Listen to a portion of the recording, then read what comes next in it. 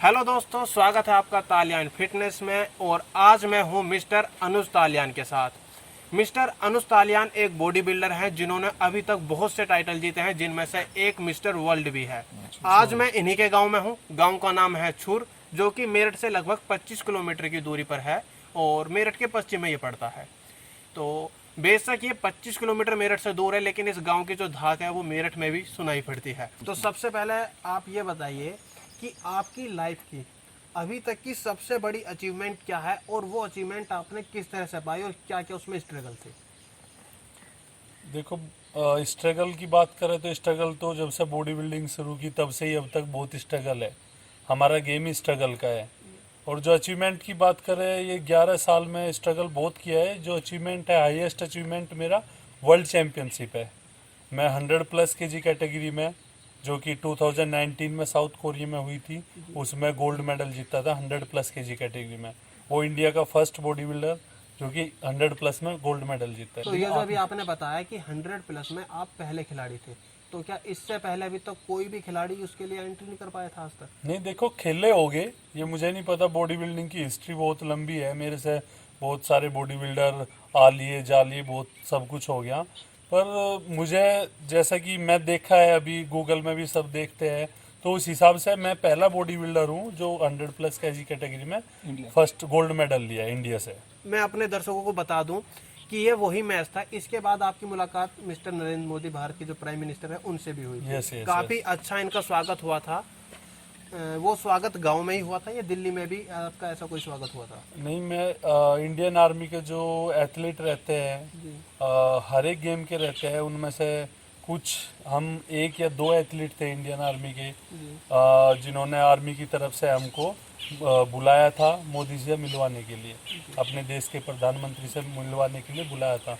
तो मिलकर बहुत अच्छा लगा। वो भी एक सम्मानित किया उन्होंने। बहुत अच्छा पल था वो भी, जब उन्होंने मुझे शाबाशी ली और अपने किया, अपने देश का गौरव बढ़ाया और हमेशा ऐसे ही अपने देश का नाम ऊंचा करते रहना। और बहुत अच्छा पल था वो भी। तो यानी कि समझ सकते हैं कि मिस्टर वर्ल्ड अनुज तालियान अपने कंपटीशन के लिए दक्षिण कोरिया, साउथ कोरिया जाते हैं और वहाँ पर फर्स्ट आते हैं 100+ केजी में। और उसके बाद जब वापस आते हैं तो इनका एक बहुत ही अच्छा स्वागत होता है। प्राइम मिनिस्टर नरेंद्र मोदी ने सम्मानित करते हैं। उसके बाद जब ये अपने गांव आते हैं, यानी कि गांव छुर में, वहाँ भी बहुत ही भव्य स्वागत इनका किया जाता है, जिसकी क्लिप मैं आपको इस वीडियो के लास्ट में दिखाऊंगा। तो ये तो हुई बात आपके आज तक के सबसे बड़े अचीवमेंट की। इसके बाद अब मैं छोटी छोटी बातें आपसे ये पूछना चाहूँगा कि आपका सबसे जो अनहैप्पी कर देने वाला पल है इस बॉडी बिल्डिंग के आपके करियर में, वो कौन सा था, उसके बारे में बताइए।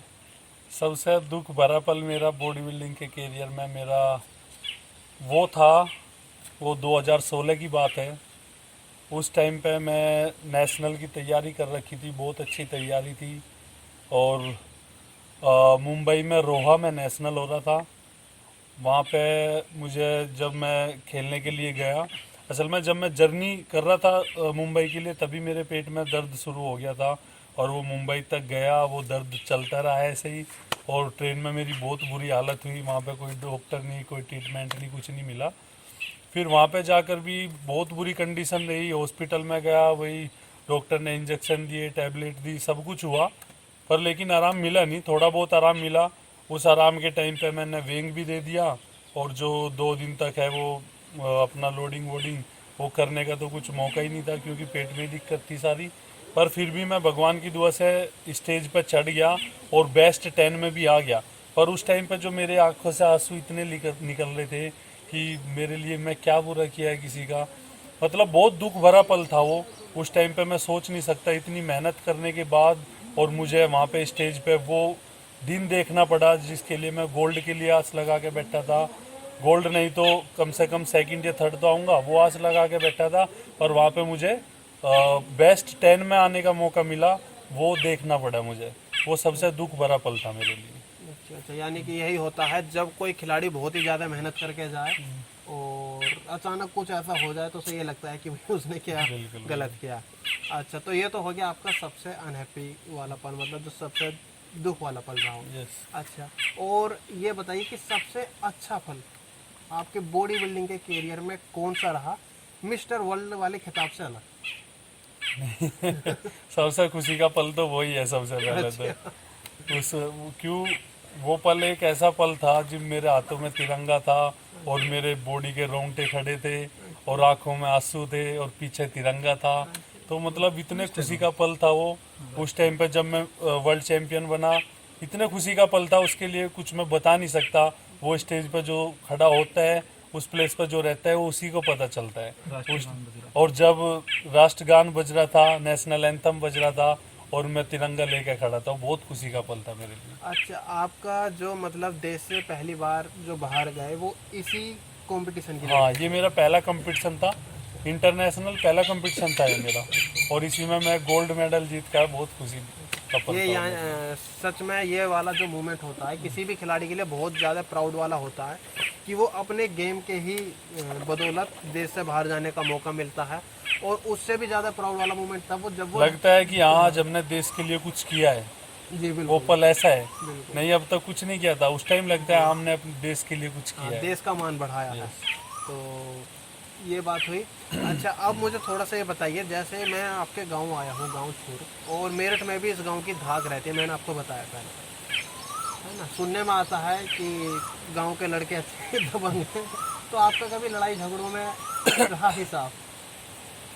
देखो लड़ाई झगड़े की तो बात ऐसी है, जो स्कूल टाइम रहता है भाई, देखो अब तो बड़े हो गए और पारिवारिक हो गए और अब तो घर गृहस्थी में जुड़ गए। अब तो इन चीज़ों से दूर हटना पड़ता है, और वैसे भी नौकरी लगी, सब कुछ हो गया। पर जो पहला टाइम रहता है स्कूल टाइम का, उस टाइम पे तो सबके अंदर जोश रहता है, नया ब्लड रहता है, उस टाइम पर तो लड़ाई झगड़े हो ही जाते हैं। और वैसे भी जाट लोग हैं, जाट लोग लड़ाई झगड़े से कभी डरते नहीं, इतने पीछे नहीं। जो जाट की कौम है ना, लड़ाई से बिल्कुल डरती नहीं, वे पीछे नहीं हटते।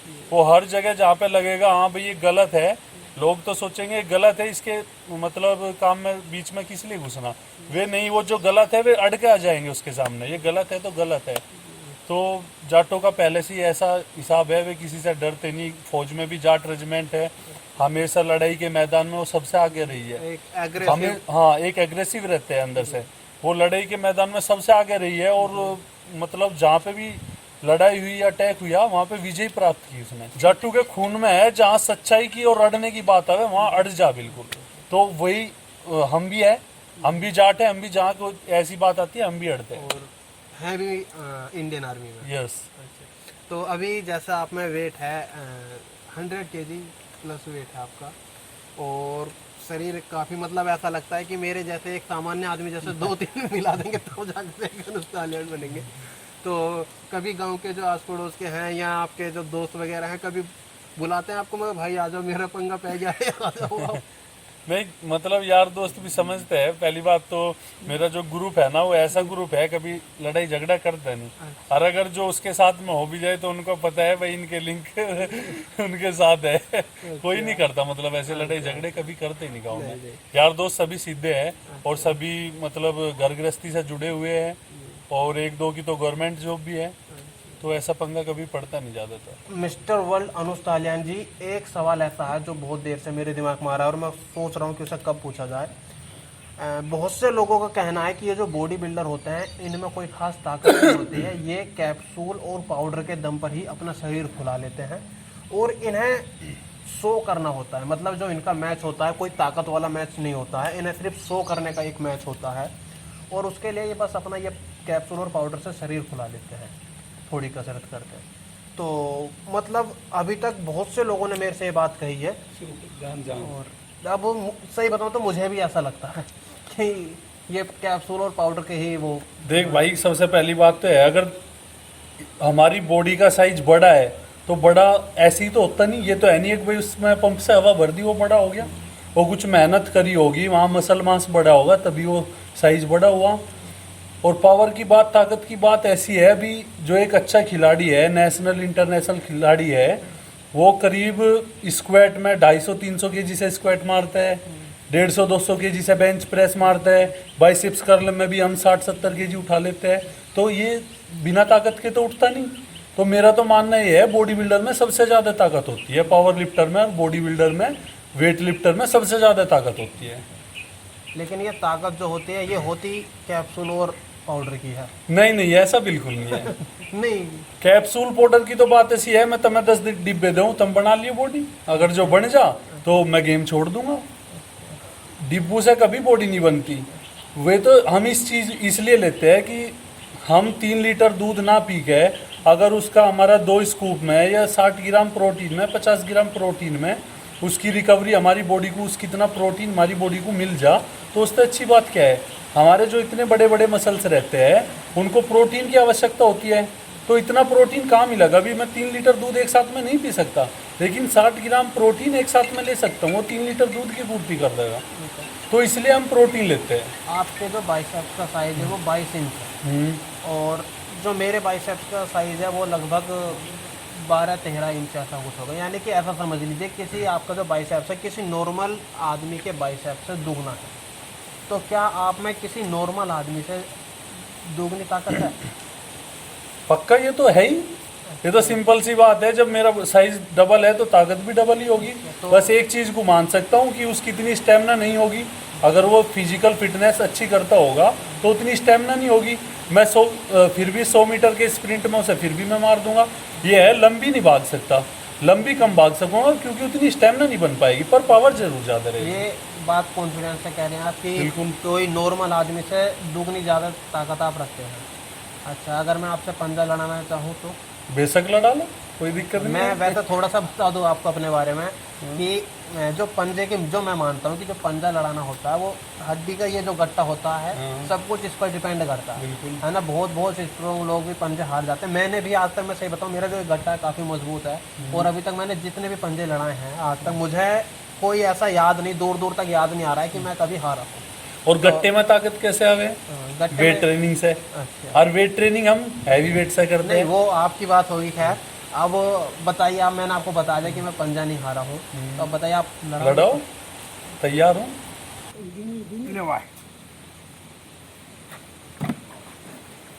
तो यहाँ स्टूल आ गया है, और मैं आपको बता दूं अपने दर्शकों को कि मैं भी अपनी पूरी ताकत से पंजा लड़ाऊंगा, और मिस्टर वर्ल्ड अनुस्तालियान भी। और जो सबसे बड़ा भ्रम है आज तक का कि जो ये बॉडी बिल्डर होते हैं ये पाउडर और कैप्सूल के दम पर बॉडी बनाते हैं, ये आज या तो टूट जाएगा या ये साफ हो जाएगा। तो शुरू करते हैं।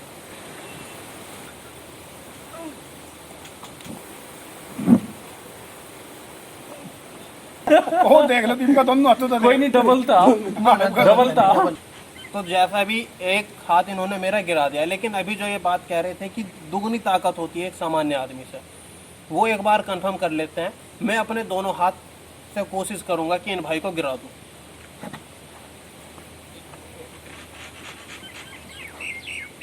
ले भाई एक मैं भी लगूं क्या?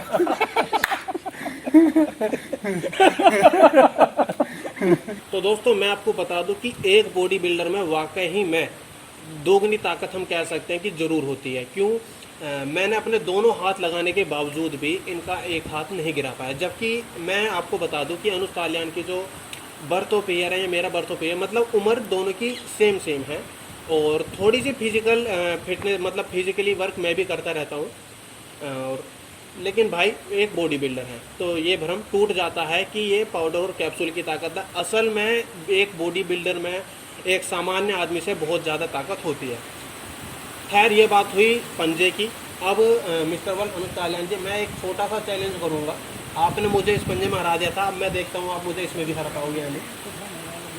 आपके पीछे एक मैं छोटी सी चिट लगाने वाला हूँ, और बस आपको इतना करना है कि वो चिट हटानी है।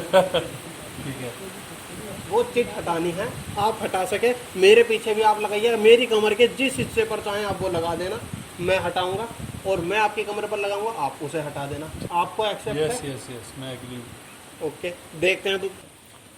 तो दोस्तों आपने पंजे का तो मैच देख लिया था, लेकिन अब मैंने भाई को एक छोटा सा चैलेंज किया, बहुत ही छोटा सा। पंजा तो फिर भी बहुत बड़ी चीज़ थी।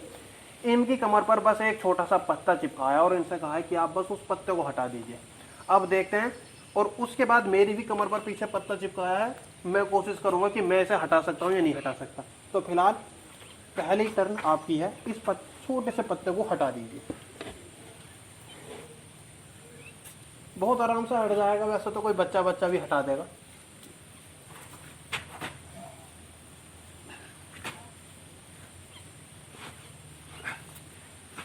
नहीं हुआ यार।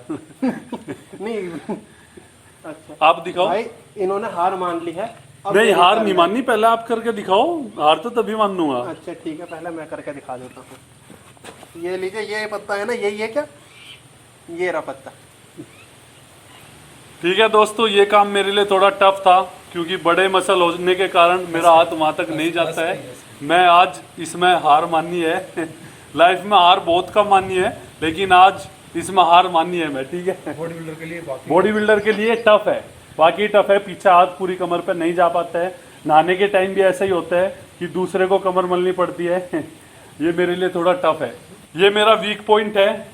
इस चीज़ के लिए भाई ने जो चैलेंज दिया मुझे, ये बहुत दिन से शायद ये क्वेश्चन मन में सोच रहे होगे।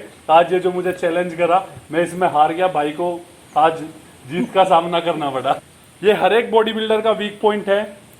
जो एक अच्छा बॉडी बिल्डर है, जिसके थोड़े अच्छे मसल हैं, हर एक बॉडी बिल्डर का हाथ पूरी कमर पर नहीं जाएगा। कहीं ना कहीं कोई ना कोई पार्ट मसल का बैक का ऐसा रहेगा जहाँ पे वो हाथ नहीं पहुँच पाएगा। अगर आपको कोई बॉडी बिल्डर चैलेंज करता है तो आप उसको इस चैलेंज में हरा सकते हो। मतलब सीधा वो है कि अगर आपको कोई भी बॉडी बिल्डर पंजे में हराता है तो आपके पास भी एक मैच है जिसमें आपकी जीत फिक्स है। तो दोस्तों ये थी हमारी आज की वीडियो, जिसमें हमने मिस्टर वल अनुज तालियान जी से कुछ खट्टी मीठी बातें की, इनके बारे में जाना। साथ ही सबसे बड़ा भ्रम पाउडर और कैप्सूल को लेकर जो था वो भी आज हमने इस वीडियो में क्लियर कर दिया। तो दोस्तों ये वीडियो आपको कैसी लगी कमेंट करके ज़रूर बताइएगा, और साथ ही वीडियो को लाइक करना ना भूलें। हम ऐसी ही अच्छी वीडियो लेकर आते रहेंगे, इसलिए चैनल को सब्सक्राइब करना ना भूलें। इसलिए चैनल को सब्सक्राइब करें, वीडियो को लाइक करें, कमेंट करें, शेयर करें, और मिलते हैं अगली वीडियो में। जय हिंद दोस्तों।